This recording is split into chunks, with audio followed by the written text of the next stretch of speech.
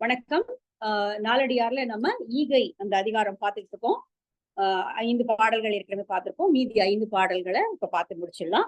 ஈகை அப்படின்னா புகழ் அப்படிங்கிற பொருள் வந்தாலும் கொடுப்பதனால வரக்கூடிய புகழை தான் இந்த அதிகாரம் திரும்ப திரும்ப சொல்லுது. ஏற்கனவே முதல் 5 பாடல்களும் அதை சொன்னதை நம்ம பார்த்தோம்.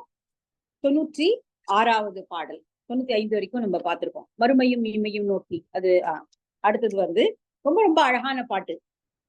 பனை மரம் தான் தமிழகத்தினுடைய மரம். அந்த பனை மரம் இந்த பாடல்ல வருது. ஒரு ஒரு மாநிலத்துக்குமான அடையாள மலர்கள், புறா, இந்த மாதிரியான மணிப்புறா தமிழ்நாட்டுக்குரியது, வரையாடு அந்த மாதிரி இருக்கக்கூடியதுல பனைமரம் தமிழ்நாட்டினுடைய மரம். அது இந்த பாடல்ல பனைமரம் வருது அப்படிங்கிறது இன்னொரு கூடுதலான சிறப்பம்சம். நடுஊருள் வேதிகை சுற்றுக்கோள் புக்க படு பனை அன்னர் பலர் நச்ச வாழ்வர் குடி கொழுத்த கண்ணும் கொடுத்துண்ணாமாக்கள் இடுகாட்டுள் ஏற்றை பனை. ரொம்ப அழகான பாட்டு. நடுவூருள் வேதிகை என்ன? வேதிகை அப்படின்னா திண்ணை. திண்ணைக்கு வேதிகைன்னு ஒரு பெயர் இருக்கு அப்படிங்கிறது ரொம்ப நாளா மறந்து போன ஒரு பெயர். சுத்தி உட்கார்ந்துக்கக்கூடிய அந்த திண்ணைக்கு முன்னாடி எல்லாம் எல்லா வீடுகள்லயும் திண்ணை இருக்கிறத நம்ம பார்த்திருப்போம். அது ஒரு சத்திரம் மாதிரிதான். வெளியில வர்றவங்க, ஊரோட அப்படி போறவங்க, தெருவோட போறவங்க அல்லது வியாபாரிகள் தலை சுமையை இறக்கி வச்சுக்கிறதுக்கான ஒரு இடம், அப்படி உட்கார்ந்து பேசுறதுக்கான ஒரு இடமா, அந்த மாதிரியான ஒரு பொதுவான ஒரு இடமாக திண்ணை இருக்கிறது பல வீடுகள், இன்னும் பழைய வீடுகள் அது இருக்கலாம். ஒரு திண்ணை ஒரு கலாச்சார குறியீடு. ஆனா இன்னைக்கு அது இல்லை. நிச்சயமா இடம் நெருக்கடியில அதை வைக்கவும் முடியாது. சோ திண்ணை இருக்கக்கூடிய வீடுகள்ல பார்த்தா ரொம்ப ஆசையா தான் இருக்கு. என்னுடைய குழந்தை பருவத்துல நான் நிறைய நேரம் திண்ணையில தான் உட்காந்து விளையாடிருக்கேன். மதுராந்தகத்துல திண்ணையில தான் உட்காந்து விளையாடிருக்கேன். அதனால திண்ணை ரொம்ப மனசுக்கு நெருக்கமானது. இங்க நடுவூருள் வேதிகை சுற்றுக்கோள் புக்க படுபனை அன்னார் பலர் நச்ச வாழ்வார். பலர் நச்சுதல் என்றால் விரும்புதல். பலர் நச்சக்கூடிய வாழ்வை வாழக்கூடியவர்கள். பலரும் நச்சக்கூடிய வாழ்வுன்னா அது என்னவா இருக்கும்? எப்ப போய் கேட்டாலும் இல்லைன்னு சொல்லக்கூடிய மனசு, கொஞ்சமா இருந்தாலும் அதையும் பகிர்ந்து கொடுக்கக்கூடிய மனசு, இரவர்களுடைய முகம் போனாம என்ன நீ வந்துட்டியா இந்த வச்சுக்கோ அப்படின்னு தூக்கி போடாம அவர்களுடைய கஷ்டத்தை அறிந்து கொண்டு அந்த முகபாவனைகளை பார்த்து அவர்களை அவமானப்படுத்தாமல், அது ரொம்ப முக்கியம். நம்ம ஏற்கனவே முன்னாடி ஒரு பாட்டு பார்த்தோம். அதாவது இரவலர்களை அவமானப்படுத்தாம அவங்க மனசு சந்தோஷப்படும்படியான ஒருத்தர் கிடைச்சாரு அப்படின்னா அதுல இறக்குறது கூட அழகுதான் அப்படின்னு வள்ளுவர் சொல்லியிருக்கிறத ஒரு பாட்டு, ஒரு குறள் பார்த்தோம். அதே மாதிரி ஒரு நாலடியாரம் பார்த்தோம். அப்போ அந்த மாதிரி இருக்கக்கூடியவர்கள் வாழக்கூடிய இடம் எப்படின்னா, நடுவுல பனை வளர்ந்து காய்ச்சு பனை நுங்குகள் பழங்கள்லாம் நிறைய இருக்கு, பனங்காய் நிறைய இருக்கு. அதை சுத்தி திண்ணையும் வேற இருக்கு. கேட்கணுமா? பனைமரத்துல இருந்து வரக்கூடிய அவற்றை எல்லாம் பறித்து அந்த திண்ணையில ஆசுவாசமா உட்கார்ந்து சாப்பிட்டுட்டு கிளம்பி போனா எப்படி இருக்குமோ அது போல இருக்கும். அதாவது கொடுக்கிறவர்களுடைய தன்மை இப்படிப்பட்டது. நடுவுல நல்ல காய்ச்ச பனைமரம், சுத்தி ஒரு உட்கார்ந்து பார்க்கறதுக்கு ஒரு திண்ணை, அது போல இருப்பதுதான் கொடுப்பவர்களுடைய இடம். அதே கொடுக்காதவர்களுடைய தன்மை எப்படிப்பட்டது அப்படின்னா, குடி கொழுத்த கண்ணும், கொழுத்த நிறைந்த கூட சொல்லல, கொழுத்து அப்படின்னா தேவையே இல்லாம நிறைய பணம் சேர்ந்திருக்கிறது. அதாவது ஓரளவுக்கு தேவைக்கு பணம் இருக்கிறது ஓகே, செல்வந்தன் அப்படிங்கிறது ஓகே. கொழுத்த அப்படின்னா உடம்புலயே இப்ப நிறையனா கொழுப்பு அதிகமா போச்சு அப்படின்னு சொல்ற மாதிரி அவ்வளவு ஏராளமா என்ன செய்யறதுன்னு தெரியாத பணம் கொடுத்திருக்கக்கூடிய பணம் வைத்திருக்கக்கூடியவர்கள குடி கொழுத்த கண்ணும் கொடுத்துண்ணாமாக்கள். கொடுத்து அடுத்தவர்களுக்கு கொடுத்து உதவாத மக்கள்னா மக்களை தான் மக்கள்னு சொல்ற வழக்கம் உண்டு. மக்கள் இப்படி யாருக்குமே கொடுக்காத தன்மையுடையவர்கள் எப்படிப்பட்டவர்கள் என்றால் இடுகாட்டுள் ஏற்றுப்பனை. இடுகாட்டுல நிற்கக்கூடிய ஆண் பனையை போன்றவர்கள். இடம் இடுகாட்டுக்கு யாரும் போக மாட்டாங்க. அந்த நாள்ல இது விழுறது அந்த மாதிரியான காரியங்கள் நடக்கக்கூடிய நாள் தவிர பிற நாட்கள்ல யாரும் இடுகாட்டுக்கு போக விரும்ப மாட்டாங்க. இன்னொன்று, அங்க நடுவுல வளர்ந்திருக்கக்கூடிய ஆண் பனை. அது ஆண் பனையில காய்கள் வராது. ஆண் பனையிலுமே ஆண் பனை பெண் பனை ரெண்டுமே உண்டு. இந்த ஆண் பனையில காயும் வராது. சோ அப்ப அது அதுக்கும் பிரயோஜனமும் கிடையாது.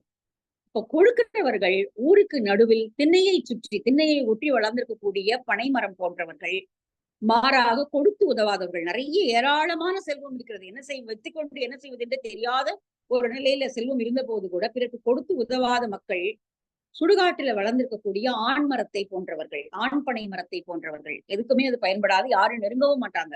அப்போ நிறைய இருந்தா என்ன, நிறைய இருந்தா உடனே மக்கள் எல்லாம் ஓடி வந்துருவாங்கன்றது கிடையாது. பணம் நிறைய இருக்கிறதுனாலே ஒருவனுக்கு புகழ் கிடைச்சிடாது. அந்த பணத்தால அவன் என்ன செய்யறான், அவன் எப்படி கொடுக்கிறான், எப்படி மனம் போடாமல் பிறருக்கு கொடுக்கிறான் அப்படிங்கிறத வச்சுதான் அவனுடைய புகழ் மற்ற இடங்களுக்கு பரவும். அது போல இங்க ரொம்ப அழகான ஒரு குறள் இருக்கு. பயன்மரம் உள்ளூர் பழுத்தற்றால் செல்வம் பயனுடைய ஆள் கண்படி. ஒரு நல்ல பயன் தரக்கூடிய ஒரு பழமரம் நடு ஊர்ல பழுத்திருந்தால், நிறைய காய்களோட பழுத்திருந்தால் அது எப்படி பயனுடையதாக இருக்குமோ அதே போலதான் நல்லவர்களிடம் செல்வம் சேரும் பொழுது, நல்லவர்கள் மட்டுமல்ல பிறருக்கு கொடுக்கணும் என்ற எண்ணமுடையவர்களிடம் செல்வம் சேர்ந்தால் அது இப்படிப்பட்ட உதவிகரமானதாக இருக்கும். இந்த பாடல் இப்போ இதைதான் சொல்லுது. அப்ப பனை ரொம்ப ஒரு முக்கியமான ஒரு விஷயமா பனைமரம் இருக்கிறத நம்ம பார்க்க. ஏன்னா பனையினுடைய அத்தனை பொருள்களும் பயன் தரக்கூடியது.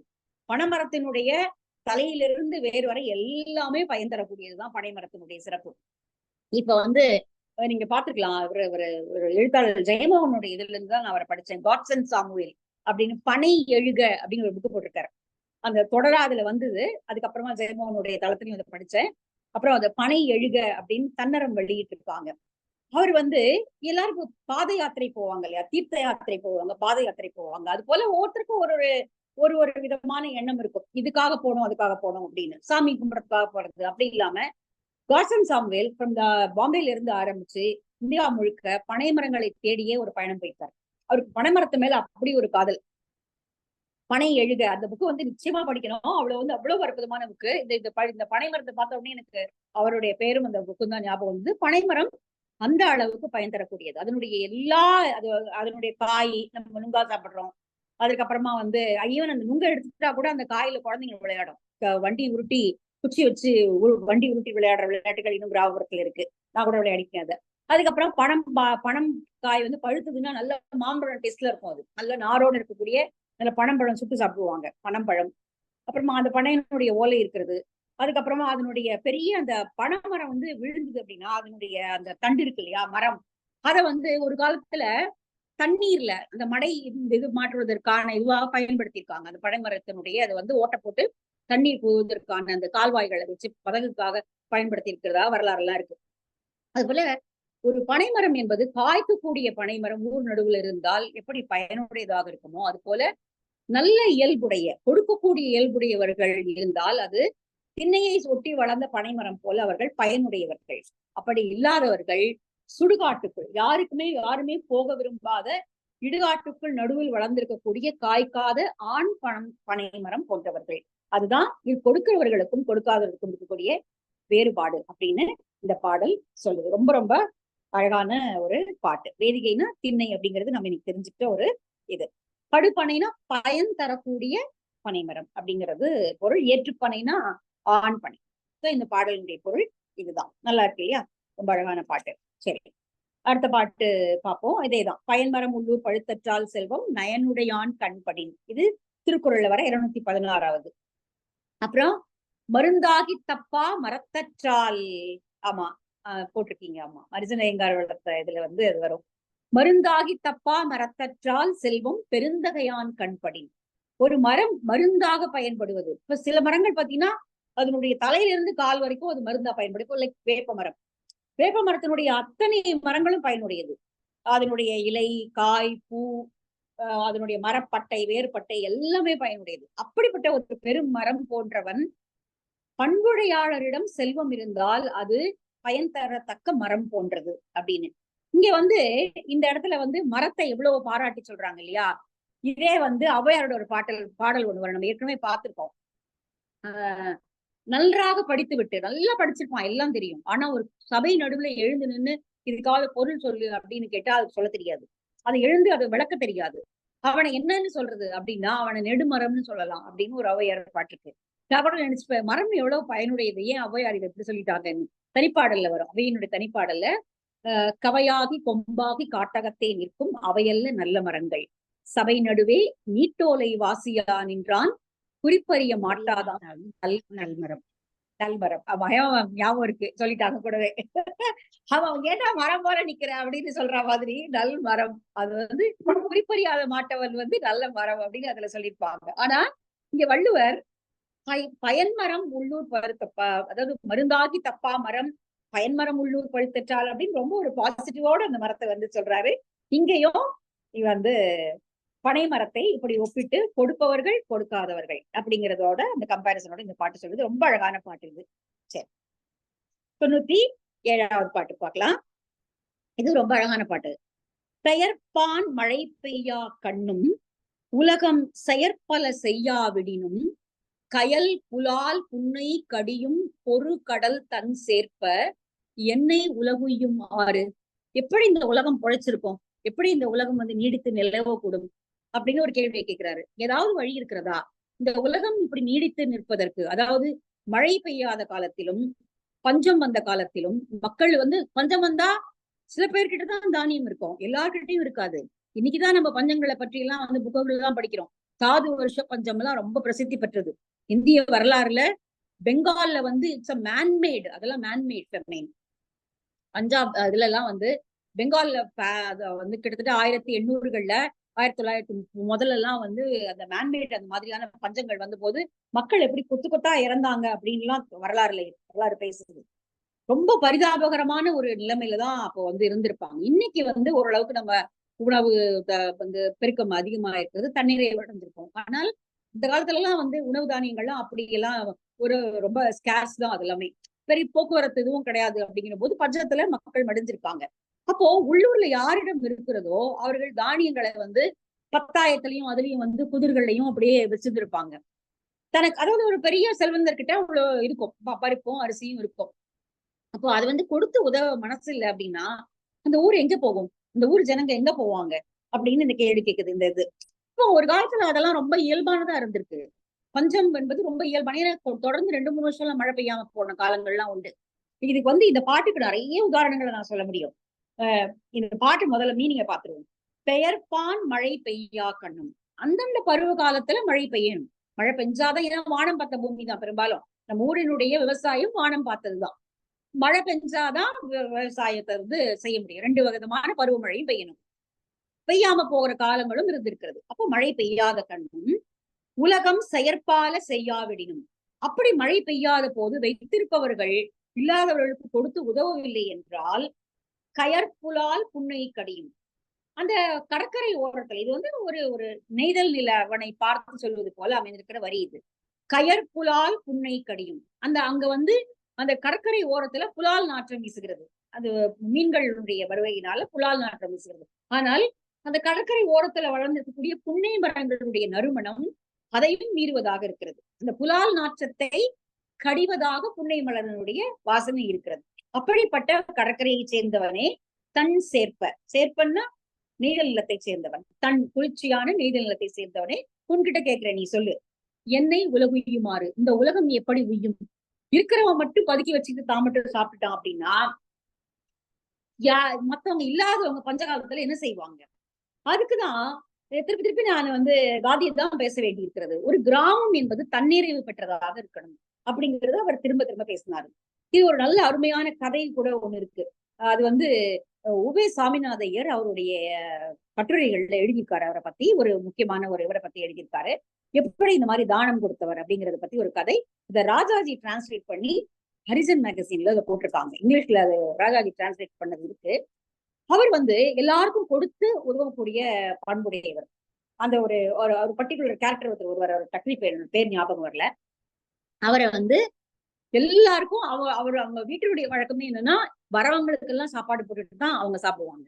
தினமும் அவர் வீட்டுல பல படிகள் சாதம் வடித்துக்கொண்டே இருப்பாங்க, போட்டுக்கிட்டே இருப்பாங்க. யார் வந்தாலும் இவங்க அவங்கன்னு கிடையாது, பெரியவங்க சின்னவங்க, வயசுல தாழ்ந்தவங்க பெரியவங்க, இவங்க அப்படிலாம் எதுவுமே எந்த வித்தியாசமும் கிடையாது. ஜாதி வித்தியாசமோ மத வித்தியாசமோ எதுவுமே கிடையாது.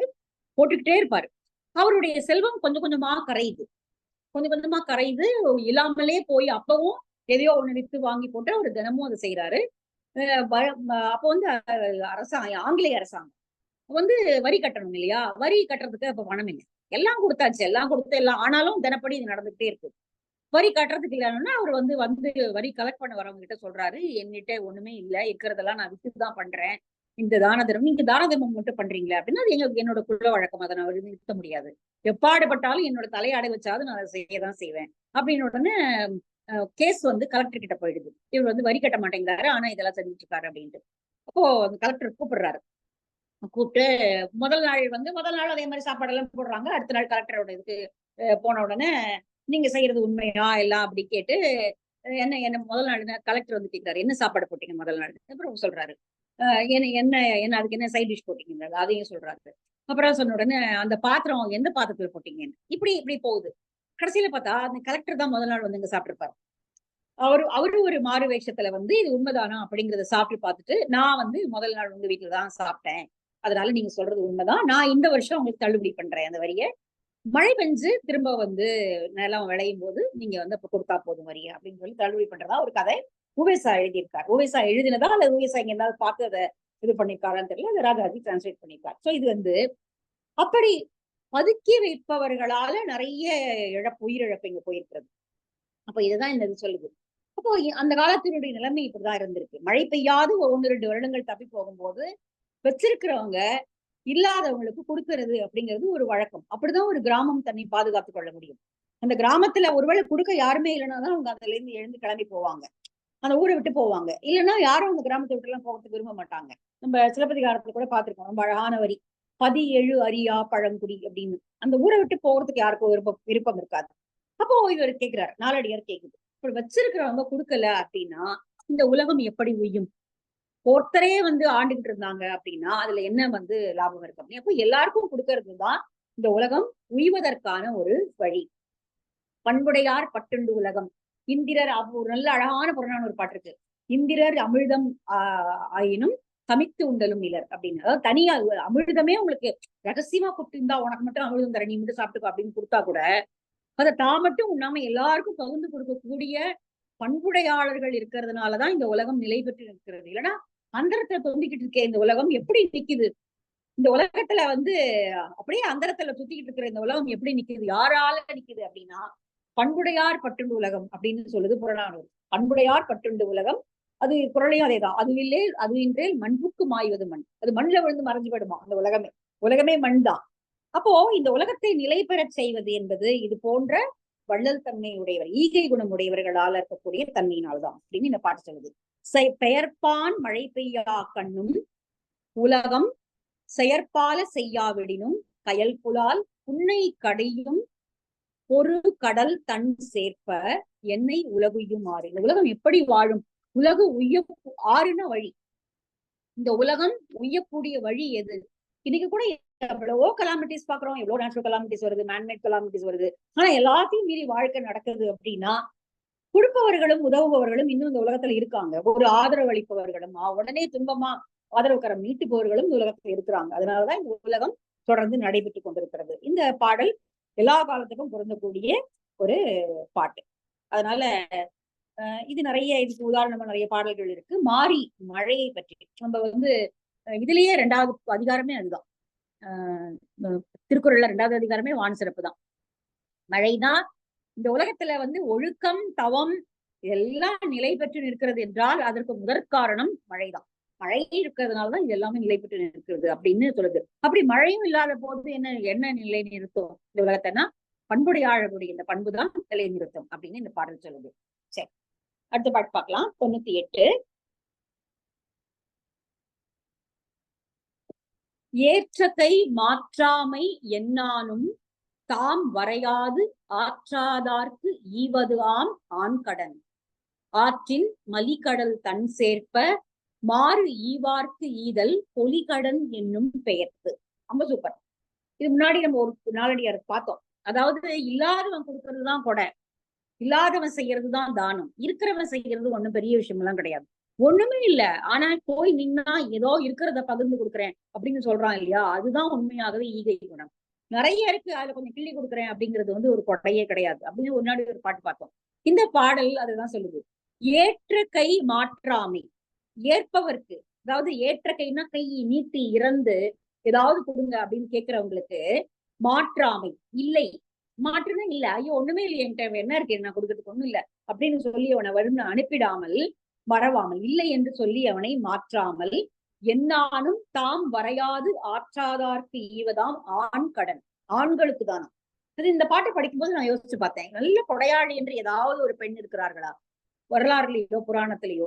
நல்ல கொடையாளி, நல்ல கொடைத்தன்மையுடைய பெண்ணிகள் அப்படின்னு சொல்ற பெண் யாராவது நம்ம கேள்விப்பட்டிருக்கோமா?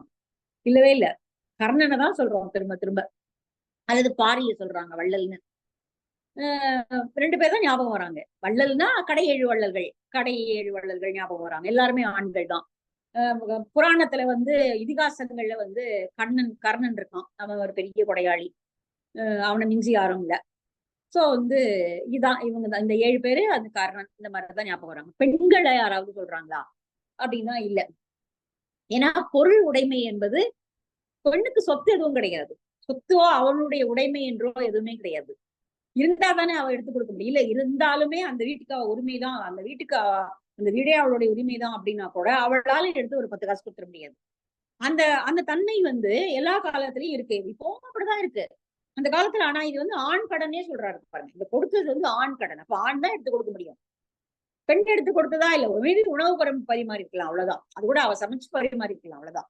அது கூட அவளா கூட்டிட்டு வர யாரையும் போட்டுக்க முடியாது. அவன் அந்த ஆண் கூட்டிக் கொண்டு வருபவனை இவ வந்து இவளுக்கு உணவு பரிமாறிப்பா. எப்படி ஒரு பேட்ரியாக்கல் இது இந்த அந்த சொசைட்டியினுடைய இதை வந்து நாளடியார் வந்து அதெல்லாம் ரொம்ப தெளிவாவே சொல்லிடுது. இப்படிதான் இருக்குது சமுதாயம். ஏற்ற கை மாற்றாமை என்னானும் தான் வரையாது ஆற்றார்க்கு ஈவதாம் ஆண் கடன். ஒரு ஆணினுடைய கடன் அது. ஆணினுடைய கடமை இதுதான். யாராவது கையை நீட்டி ஏதாவது கொடுங்களேன்னு சொல்லி இருந்தால் தாம் வரையாது, அதை ஒழித்து வைத்துக் கொள்ளாது ஆற்றாதார்க்கு இவதாம் ஆண்கள். ஆற்றாமல் வந்து நிற்கிறார்கள் இல்லையா, அவர்களுக்கு உதவுவதுதான் ஒரு ஆணினுடைய கடமை. ஆற்றின் மலிக்கடல் தன் சேர்ப்ப, இது வந்து ஒரு விழியாக வருவது. ஆற்றின் தன்கடல், ஆறு போல கடல், கடல் ஆறு போல ஓடக்கூடிய ஒரு பெரிய நாட்டை சேர்ந்தவனே இல்லை என்று மாறிவார்க்கு ஈதல். நமக்கு அல்லது இப்படி செய்யாமல் இப்படி இப்படி கொடுக்குறான் இல்லையா, அவனுக்குதான் கொடையாளின்னு பேரு. மாறாக தனக்கு சரிசமமாக இருக்கக்கூடிய செல்வம் திறமையில இருக்கக்கூடியவனுக்கு ஒரு பொருளை கொடுப்பது அப்படிங்கிறது கொடைனாகாது.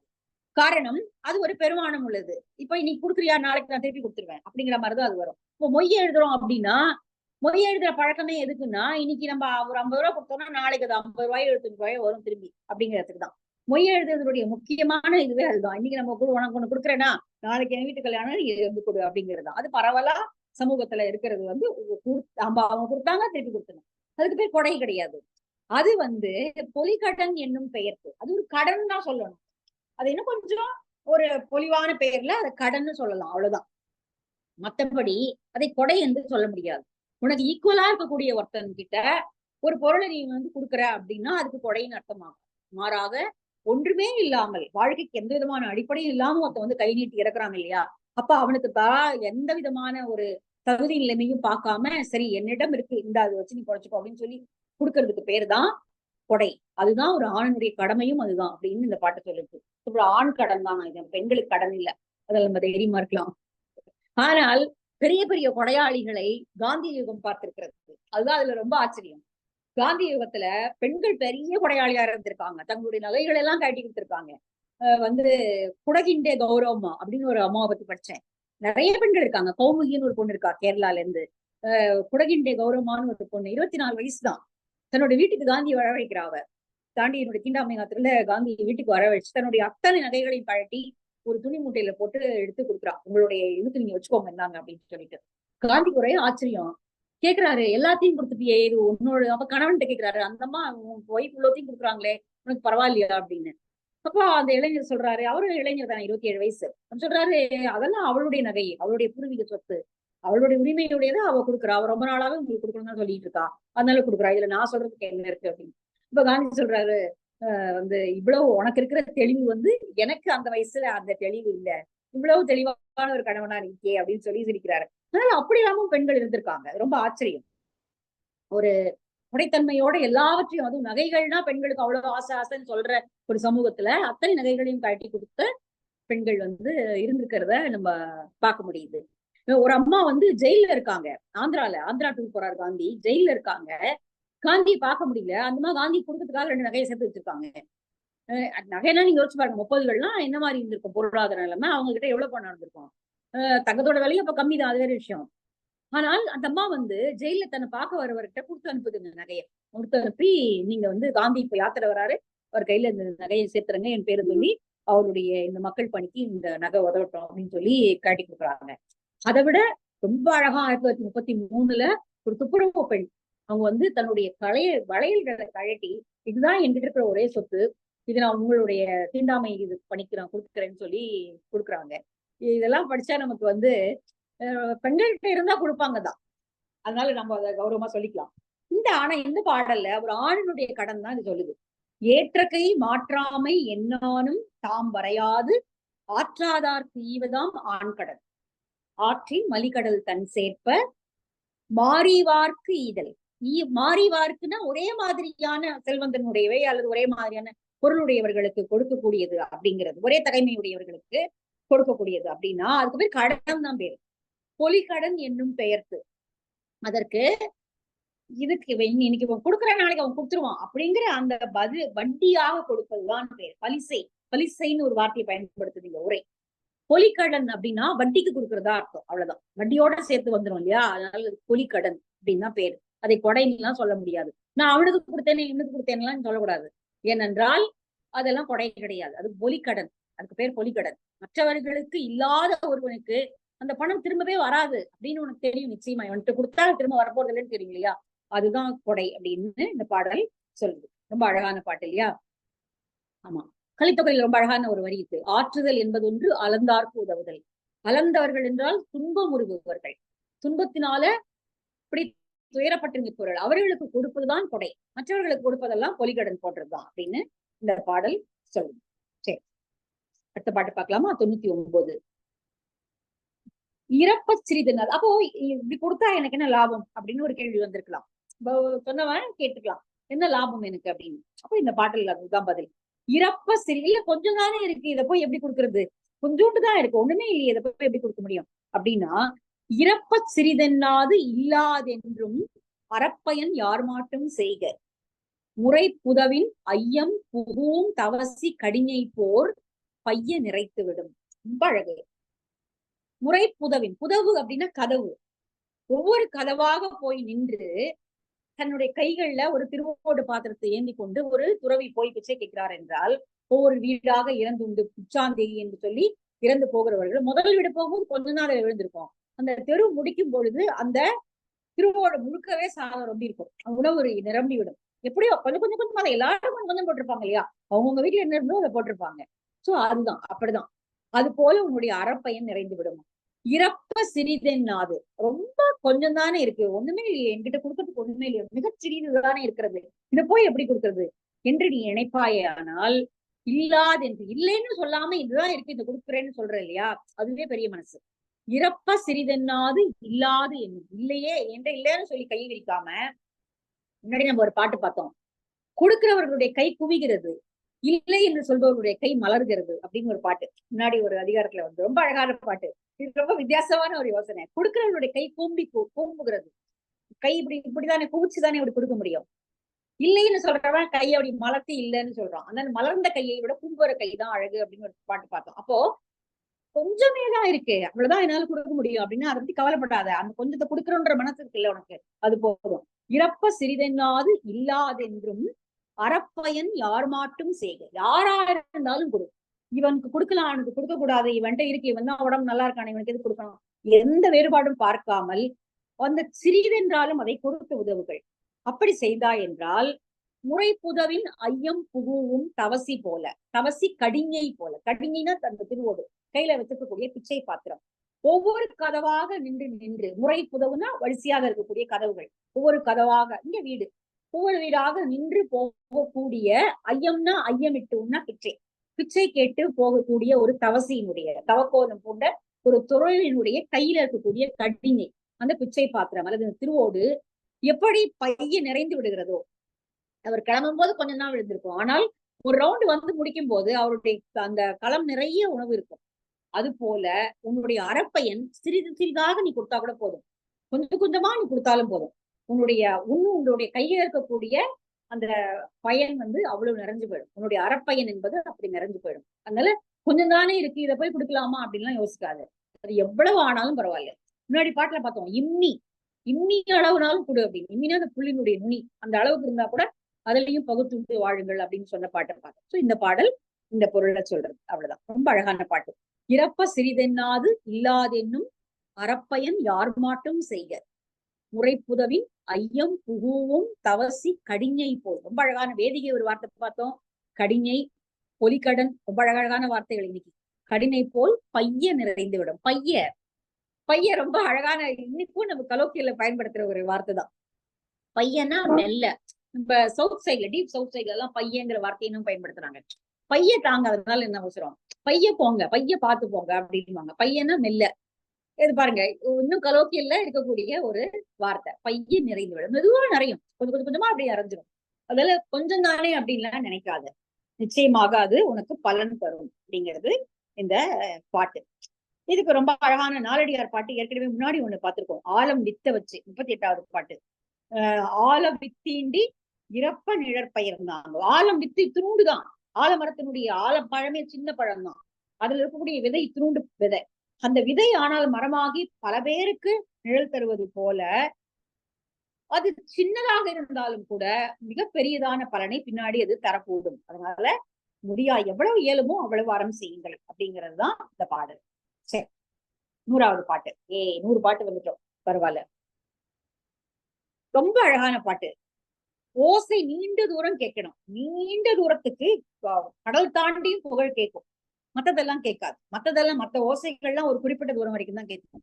ஆனால் புகழ் என்ற ஓசை இருக்கிறது அல்லவா, அது கடல் தாண்டியும் கேட்கும். எந்த கடல் தாண்டியும் ஒருவனுடைய புகழ் பரவிடும். அதுதான் இந்த பாட்டு சொல்லுது. கடிப்பிடு கண்முரசம் காதத்தோர் கேட்பர். ஒரு காத தூரம். ஒரு காதம்ங்கிறது ஒரு எல்லை அளவு இல்லையா, ஒரு மைல். அந்த காலத்துல இருக்கக்கூடிய அளவீடுகளோட பெயர் வந்து காதம், யோசனை, கூப்பிடு தூரம், கல் தொலைவுதான் அப்படின்வாங்க. அதெல்லாம் அந்த காலத்துல இப்ப நம்ம மைல், கிலோமீட்டர்ஸ் பயன்படுத்துற மாதிரி. கடிப்பிடு கண்முரசம். கண்ணுன்னா அந்த அந்த முரசத்தினுடைய கண்ணுல அடிச்சா நல்லா இந்த ரவுண்டா இருக்கக்கூடிய, கருப்பா இருக்கக்கூடிய அதுல அடிச்சா நல்ல சத்தம் கேட்கும். அந்த ஓசை காத தூரம் வரைக்கும் கேட்கும். கடிப்பிடு கண்முரசம் காதத்தோர் கேட்பர். இடித்து முழங்கியதோர் யோசனையோர் கேட்பர். ஒரு யோசனை அளவுக்கு, வானத்துல இருக்கக்கூடிய இடி வந்து ஒரு யோசனை அளவுக்கு கேட்கும். நல்லா இடி சத்தம் வந்து அவ்வளவு தூரம் வரைக்கும் கேட்கலாம். ஆனால் அடுக்கிய மூலகம் கேட்குமே சான்றோர் கொடுத்தார் எனப்படும் சொல். எவ்வளவு பியூட்டிஃபுல்லா இருக்குது பாட்டு.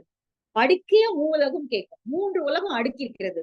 கீழே பாதாள லோகம், நடுவுல நாம் வாழக்கூடிய பூவுலகு, அதுக்கு மேல சொர்க்கலோகம். 3 உலகு. அந்த 3 உலகத்துக்கும் ஒண்ணு கேட்கும். எதுனா சான்றோர் கொடுத்தார் எனப்படும் சொல். அவன் நல்லவன்பா, அவன் எப்ப கேட்டாலும் இல்லா என்று சொல்லாமல் கொடுத்து விடுவான் அப்படிங்கிற அந்த புகழ் இருக்கு இல்லையா, அது வந்து 3 உலகங்களுக்கும் கேட்குமா. வேற எந்த ஓசையும் இப்படி 3 உலகம் கேட்கும்படியான ஓசை கிடையவே கிடையாது உலகத்துல, எதுவுமே இல்லை. ஒரு சில சத்தம் ஒரு சில தூரம் வரைக்கும் தான் கேட்கும். முரசினுடைய ஓசை காத தூரம் கேட்கும். இடியினுடைய ஓசை ஒரு யோசனை தூரம் கேட்கும். ஆனால் இவன் கொடுப்பவன், இவனுடைய புகழ் அப்படிப்பட்டது என்ற அந்த ஓசை, அந்த சொல் 3 உலகங்களுக்கும் கேட்கும். அடுக்கப்பட்ட 3 உலகு. அழகா இருக்கு. பாதாளம், நடுப்பு உலகு, மேல. இந்த 3 அடுக்கிய மூலகம் கேட்குமே சான்றோர் கொடுத்தார் எனப்படும் சொல். இவன் சான்றோர். அவன் எப்ப போய் கேட்டாலும் இல்லை என்று சொல்லாமல் கொடுத்து விடுவான். பாரி கொடுத்ததை நம்ம பார்த்தோமா? பாரி என்ன கொடுத்தான்னு நமக்கு தெரியுமா? ஆனால் இன்றைக்கும் பாரினா வள்ளல் அப்படிங்கிற பெயர் நிலைச்சு நிக்குது. பாரி பாரி என்று பலவேத்தி ஒருவர் புகழ்வர் சென்னா புலவர். பாரி ஒருவனும் அல்லன் மாரியும் உண்டீங்கு உலகு புறப்பதுவே. இது கபிலர் எழுதின பாடல். பஞ்ச புகழ்ச்சி மாதிரி இருக்கும். என்ன பாரி பாரின்னு சொல்றீங்க? பாரி மட்டும்தான் இருக்கானா அந்த உலகத்தை காப்பாத்துறதுக்கு? இத பாருங்க, மழை கூட தான் இருக்கு. அப்போ இந்த உலகத்துல ஈடு சொல்ல பாரியை விட வேற யாரும் ஆள் இல்லை. இப்போ இயற்கையினுடைய சக்தியாகிய மழையதான் துணைக்கு கூட வேண்டியிருக்கு. கபிலர் எழுதின பாடல் அது. அப்போ அந்த சொல் இப்ப பாரி போயிட்டான். ஆனால் அவன் ஒரு வள்ளல் என்ற பெயர் வந்து இன்றைக்கும் இன்னும் எத்தனை நூற்றாண்டுகள் ஆனாலும் தமிழ் வாசிப்பவர்கள் அதை வாசிக்கத்தான் போறாங்க. பாரி ஒரு வள்ளல் அப்படிங்கிற சொல் வந்து இது வந்து 3 உலகத்தை மட்டும் சொல்லியிருக்கு. பல காலமும் சேர்த்து சொல்லியிருக்கணும் அந்த பாட்டு.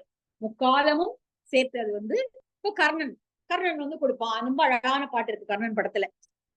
1000 கரங்கள் நீட்டி அணைக்கின்ற தாயை போற்றின்னு ஒரு பாட்டு வரும். ரொம்ப பியூட்டிஃபுல்லான பாட்டு.